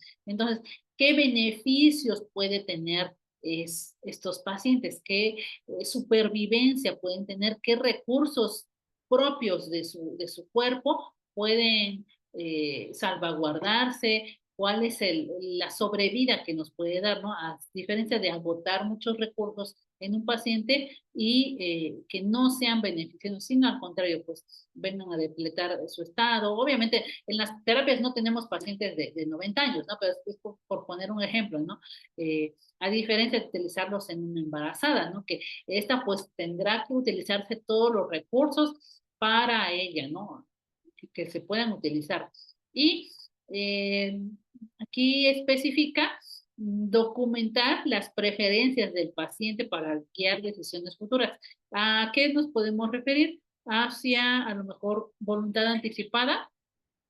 Son situaciones que tendrían que preverse, tal vez podríamos tratar el shock, tratar la sepsis, pero si tienen una situación ahí de voluntad anticipada, tendríamos que revisar qué pautas de tratamiento sí pueden ser acordes, ¿no? Y cuáles son aceptadas por el paciente o incluso su familia, ¿no? Porque muchas veces no son aceptadas por falta de recursos, por falta tal vez de un seguro. Hay instituciones donde el seguro abarca hasta cierto tope económico, ¿no? Por poner sobre todo en el sector privado, ¿no? Entonces, esas son algunas particularidades que ahora está considerando estas guías. Y entonces, en la sepsis también establece esta guía o estas consideraciones hacia los cuidados paliativos y que recomienda integrar principios de cuidados paliativos en el plan de tratamiento y abordar síntomas y sufrimiento del paciente y la familia. Bueno, tal vez en la UCI no se ve tanto este tema de paliativos, pero como es una guía abierta, no es nada más para UCI, estas guías de sobreviviendo a la sepsis, lo comenta, ¿no? Entonces aquí como para hacerles el resumen completo. Y busca el apoyo de grupos de apoyo entre pares, bueno, si estos tendrían que ser guiados hacia una experiencia o hacia el apoyo a las familias y a pesar de la muy baja certeza de la evidencia, el panel hizo una recomendación débil a favor de referir a pacientes y familias a apoyo entre pares, es decir, entre ellas mismas, que busquen ampliar su red de comunicación, que puedan identificar, bueno, es que a mi paciente le está sirviendo esto, o estoy comprando tal vez los insumos en tal lado, es decir, que de alguna manera busquen ampliar a través de esta experiencia tan difícil las necesidades y las externen, ¿no? Y funcionar pues a estado emocional, a los recursos propios emocionales que tienen los pacientes, o mejor dicho, ¿no? Las familias, ¿no? Porque son ellas quienes en muchas ocasiones gestionan. Y también hace la guía, aquí una observación hacia las necesidades socioeconómicas de manera general y que recomienda hacer un cribado de apoyo económico y social. ¿Esto a quién le correspondería? Pues tal vez hacia el área de trabajo social para las familias de estos pacientes por la necesidad de todos los recursos que hay que cubrir, ¿no? Entonces, y la educación sobre sepsis y sus familias, establece esta entidad ¿dónde está? De un programa de seguimiento post-enfermedad crítica, es decir, hacia las clínicas post-UCI, de telesalud, de rehabilitación física y un enfoque multidisciplinario. ¿Qué es lo que se busca tener con las metas de estos pacientes? Entonces, que los pacientes tengan un mejoramiento en su estado físico, obviamente. Recordamos entonces un poquito de lo que vimos, el estado de choque, las metas, la consideración de los criterios de diferencias de sepsis y de choque séptico, cómo aterriza esta entidad de choque en el estado hemodinámico, es un choque distributivo, a diferencia de los otros, este tiene la particularidad de que tiene la hipotensión, pero persistente a vasopresores, tiene una meta, buscar mantener mayor a 65 y esta, como es una entidad metabólica, recordemos un nivel de lactato mayor de 2 sigue dando mayor mortalidad. a pesar de una reanimación de volumen adecuada. Entonces, estos pacientes, si no son respondedores a volumen, necesitarán de mantenimiento de la presión arterial media con vasopresores, necesitarán antimicrobianos de amplio espectro, sobre todo dirigido hacia Staphylococcus aureus persistente a la meticilina, escalar de manera diaria los medicamentos, buscar que tengan una corta duración, un tratamiento completo, pero de corta duración, tener una fluidoterapia dirigida hacia los cristaloides, evitando almidones y gelatinas. Recordemos que estas acciones no son prohibitivas, ¿no? O sea, si dicen recomendamos no usar, no quiere decir que obliguen o nieguen no usar, ¿no? Tal vez un tratamiento o una situación específica de los pacientes por los que comentábamos, ¿no? Tiene que ser específico el tratamiento, pero si tiene necesidad de alguna de estas terapias, se puede hacer, pero pues no es como recomendable específico dirigido hacia el shock, ¿no? Ahora, los vasopresores, la combinación de norepinefrina puede hacerse con vasopresina. En dado caso, pues pueden verse algunas otras alternativas. El levosimendan no lo recomiendan cuando hay una disfunción cardíaca con shock séptico. Entonces,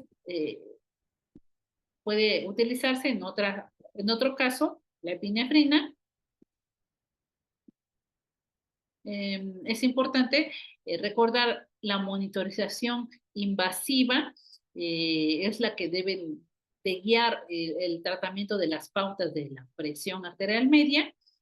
Una presión arterial invasiva pues nos va a dar en tiempo real ahí el marcaje. Recordemos que tenemos una hora una hora dorada, ¿no? O la hora de oro para determinar si el tratamiento está siendo, y el paciente está siendo respondedor, ¿ok?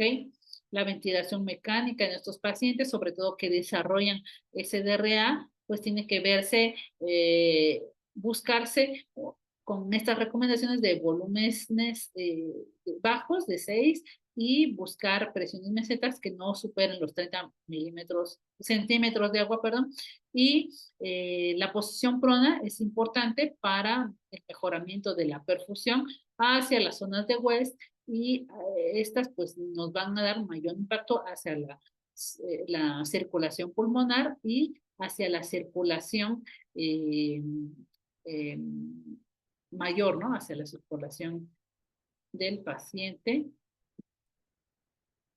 El ECMO es una terapia que recomiendan, pero no es forzosa.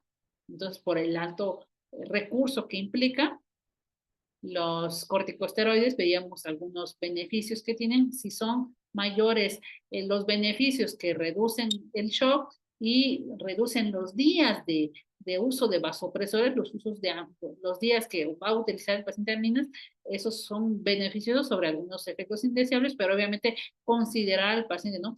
Si es un paciente renal, tal vez no sea candidato hacia esta terapia, tiene que ser individualizado. La profilaxis tromboembólica, eso es de cajón, ¿no? Las heparinas.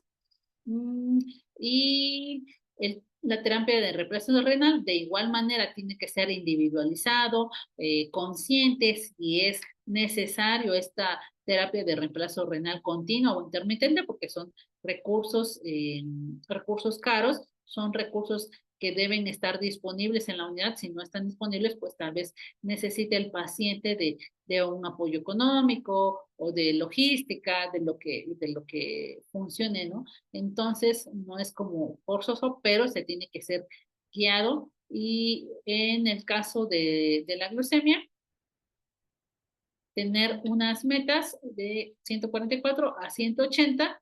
En dado caso que supere, puede hacerse uso de insulina no específica.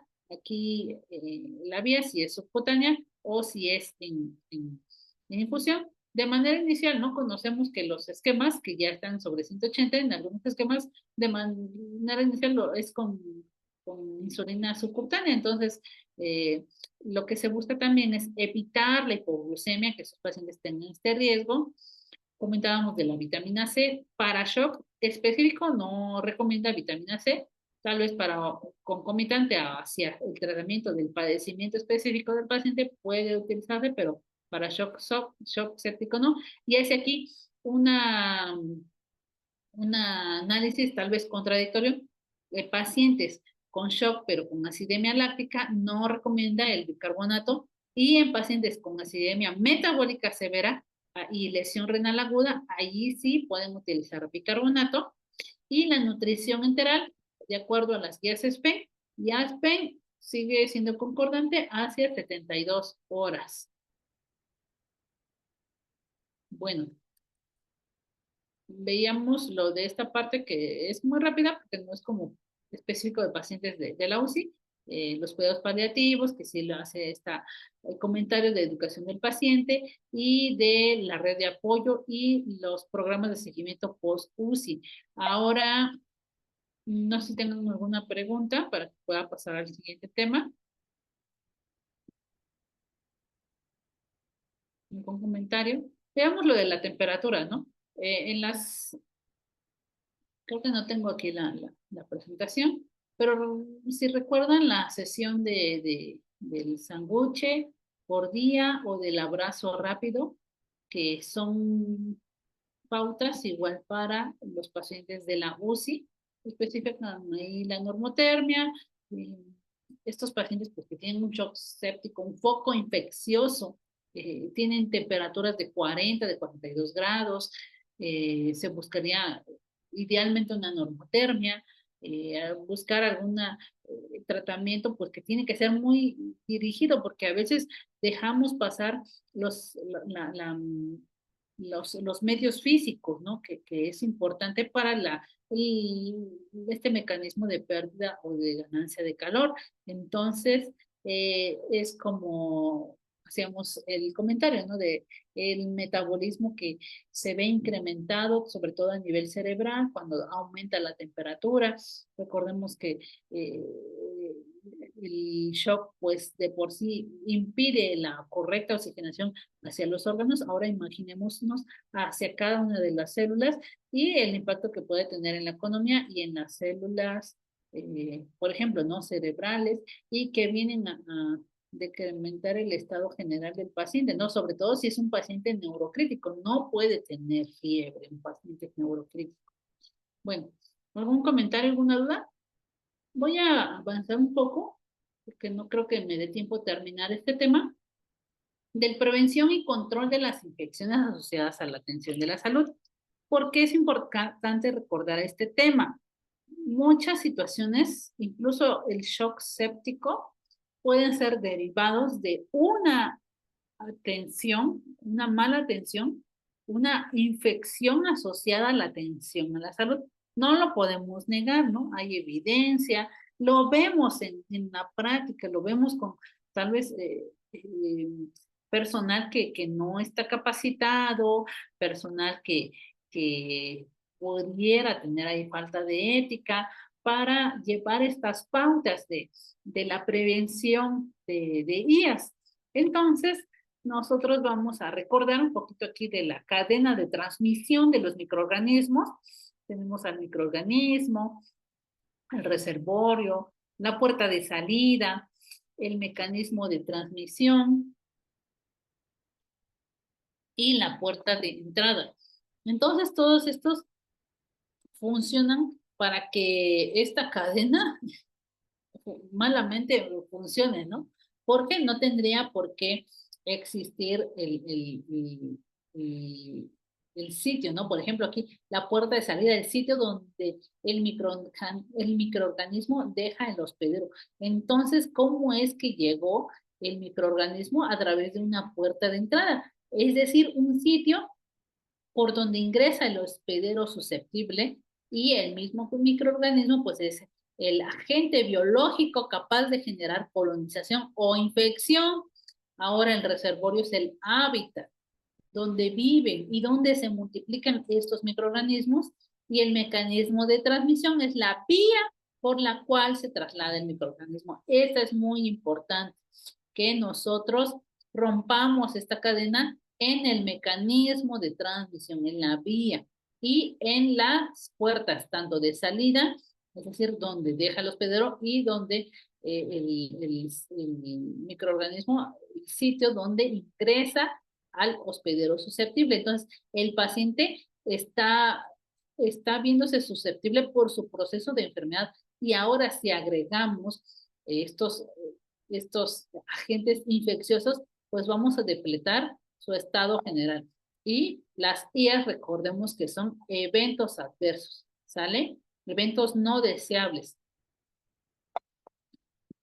Entonces nosotros debemos de interrumpir esta cadena, ya sea en uno o más de estos eslabones. Tiene que ser, tal vez si el agente, el microorganismo, pues existe en el medio, ahorita vamos a ver, bueno, no creo que me dé tiempo, pero bueno, ahorita les voy a comentar así muy rápido, ¿no? Entonces, a través de romper esta cadena, ¿qué mecanismos me pueden ustedes comentar de transmisión conocen para esto, para esta cadena? Si me pueden escribir ahí en el chat de Zoom, qué reservorios conocen, qué microorganismos conocen, qué puertas de entrada, qué puertas de salida, qué medios de transmisión conocen, es decir, qué vías por las cuales se traslada el microorganismo, ¿vale? Qué vías conocen? Y a ver, ¿qué escribieron? Por contacto, exacto, vía aérea.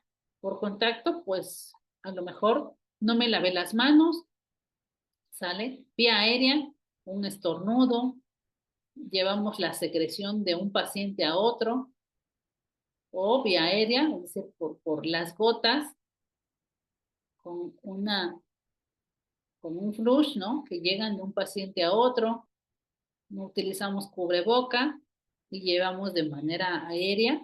¿Qué otra? ¿Qué otro mecanismo de transmisión conocen? ¿Y ustedes creen que esta cadena de transmisión se convierta en sepsis, en choque séptico? ¿Qué opinan? ¿En quién recae?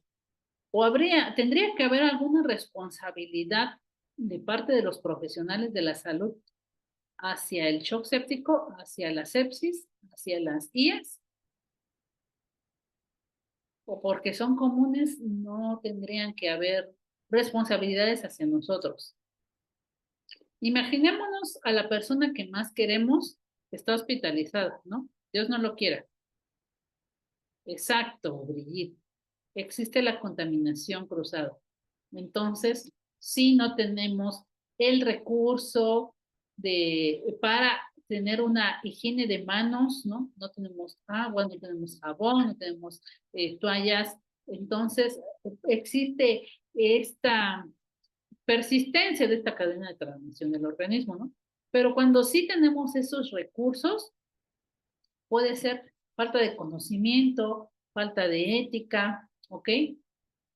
Quisiera que pudieran revisar un poquito lo de higiene de manos a profundidad, el tiempo, qué pasa con el tiempo, cuánto tiempo pasa para que se eliminen los microorganismos, cuál es la acción del jabón, como cosas básicas que pudiéramos aterrizar, pero para hacerlas ya más una revisión profunda, ¿sale?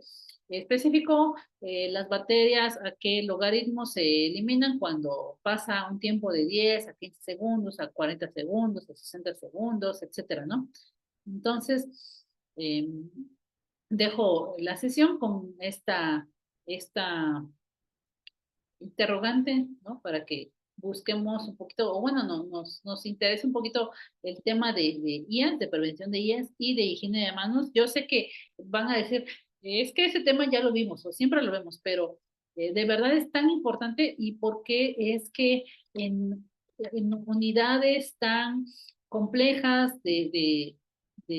tan especializadas a nivel mundial como el John Hopkins, como la Clínica Mayo, como el Hospital del Monte Sinaí, porque es que ellos siempre reportan sus IAS y son unidades donde tienen, podemos decirlo, todo, ¿no? O sea, tienen personal capacitado, tienen todos los recursos. ¿Por qué es que siguen teniendo IAS?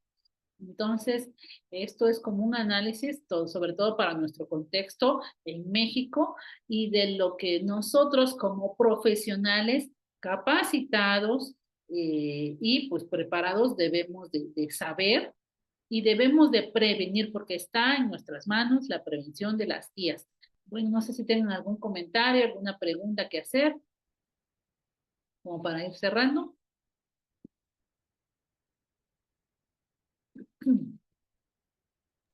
No, ya no, y gracias por contestar la pregunta.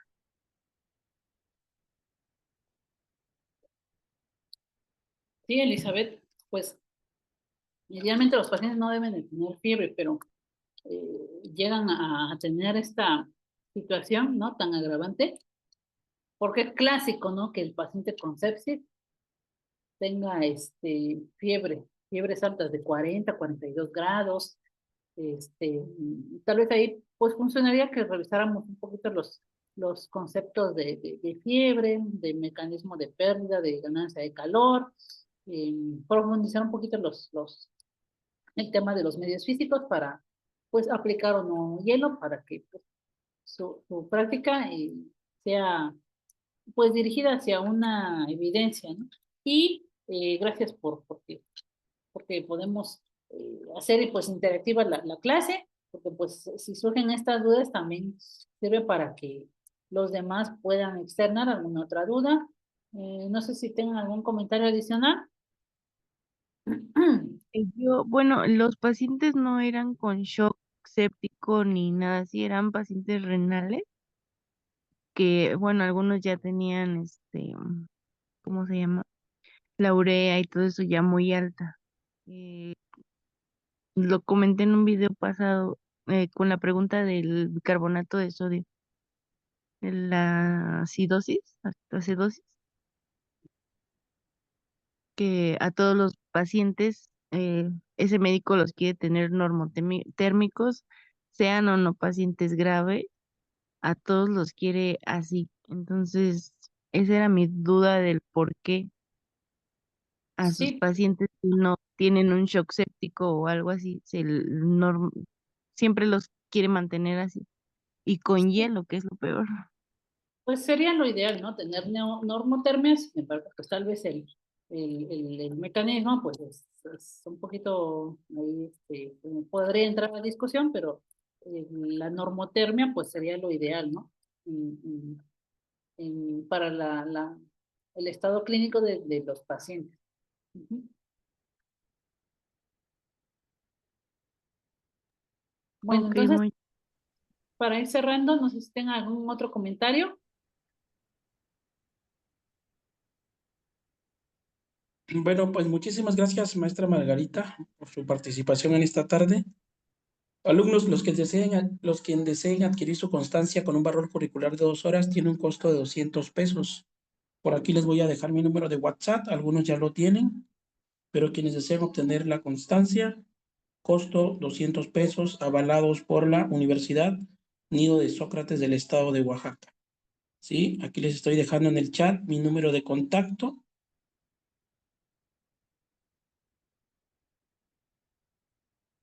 Es 951-423-6508. Es el de abajo, por favor. No el que de primero, es el de abajo, 6508. También les tenemos una promoción para el diplomado en farmacología clínica para profesionales de la salud que vamos a iniciar en el mes de mayo. Tenemos una beca disponible, inscripción gratis y mensualidad de 500 pesos. La duración del diplomado son 6 meses. Y pues esa es la invitación. Quien desee obtener la beca es bienvenido. Vamos a iniciar en mayo. Es un diplomado en línea totalmente. Interesados, pues mandarme WhatsApp y con gusto les damos la información completa del diplomado. Pues bueno, agradezco su participación a todos. Nos vemos el próximo miércoles en un tema más de cuidados intensivos. Gracias, maestra Margarita. Gracias, alumnos, por participar. Muy buenas noches a todos. Cuídense mucho y que Dios los bendiga. Buenas noches.